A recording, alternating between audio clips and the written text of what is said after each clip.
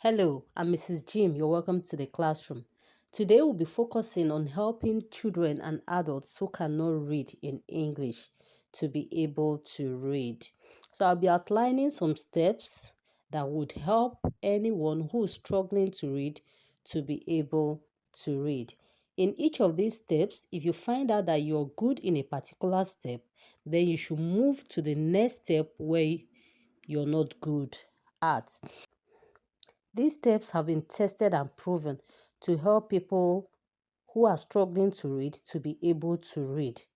It has proven to yield desired results, no matter the individual's learning ability. Or each of these steps, I already have a video on them, so you can watch any of the videos. The first step is to know all the 26 letters of the English alphabet. When you have known it, that means you're able to identify if someone touch a letter and say, what is this? On looking at it, you know that this is letter J, you know that this is letter M. So when you have known the 26 letters of the alphabets very well, then the next step will be to know the alphabet sound, because every letter makes a sound. You have to know the sound of all the 26 letters of the English alphabet. When you're good with all these sounds, you know all the sounds very well, then the next step would be to know two-letter words. Two-letter words are words with only two alphabets. They are words with only two letters. I already have a video on two-letter words. So when you're good with your two-letter words, the next step is to read two-letter word sentence. If you're good with your two-letter words, if you already know your two-letter words, then you move to reading two-letter sentence. And that is the very first stage of reading. Then you can read sentences like, it is an ox. Up we go. Is he in? Is he to go up? These are two-letter word sentences. You will be able to read it because you already know your two-letter words. Then the next step is to know how to use the alphabet sounds, how to blend the alphabet sounds to produce words. An example here is BAG. From knowing your alphabet sound, you know that B make the sound B, and A make the sound A, and G make the sound G. That is B, A, G, bag. So when you have known how to blend the alphabet sound to produce words, you move over to the next step, which is to know your sight words. There are so many sight words. You have to know a good number of sight words. What are sight words? Like in our previous class, we learned that sight words are common words we see when we read and write.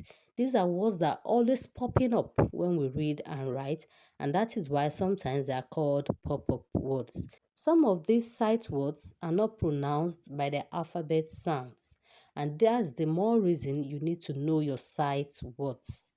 You need to memorize it so that on seeing it, you would know what the word is.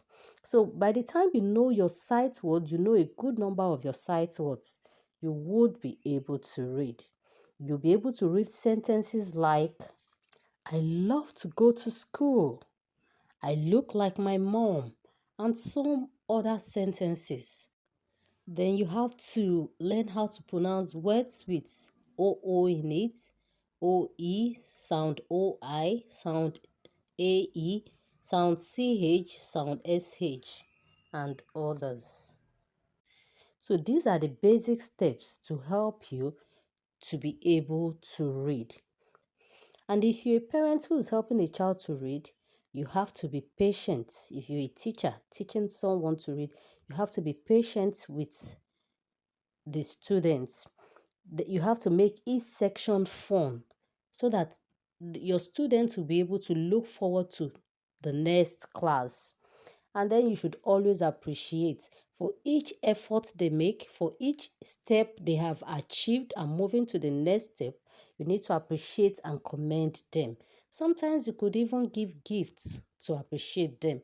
When you appreciate and commend your student, it will make that child or the adult to do more, to put in more effort to be able to read fluently. Then also, you do not have to compare your child or a student to another. This can seriously dampen the spirit of the child in learning to read. You always have to assure that child and to reassure the students that they can do it. This has really proved effective for me. Some students you're teaching would tell you it's so difficult. I don't think I can do it. I don't think I can read. But when you reassure them, tell them you can do it. You'll see them doing it. You see them reading. You don't have to scold a child or a student who is struggling to read because that will not yield good results.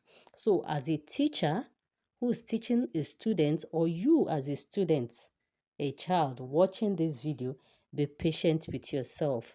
You can do it and you will be able to read very well. Just focus on each of these steps that we have just mentioned. The first step is to know your alphabets.